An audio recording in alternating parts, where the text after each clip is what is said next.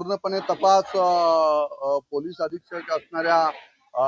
दलाल मॅडम त्या ठिकाणी करत आहेत आणि तो आरोपी आता जेलबंद झालेला आहे आणि त्याचं इन्व्हेस्टिगेशन पोलीस डिपार्टमेंटकडून पूर्ण झाल्यानंतर आम्हाला पूर्णपणे माहिती मिळेलच। परंतु आम्ही जी माहिती आतापर्यंत त्या महेश म्हणून ज्या आरोपीची घेतलेली आहे तो वाल्मिक कराडच्या पेजवर सुद्धा आहे आणि तो धनंजय मुंडेच्या सुद्धा त्याचे फोटो त्याच्या मोबाईलमध्ये आहेत किंवा त्याच्या वेबसाईटवर आहेत आणि अशा पद्धतीने या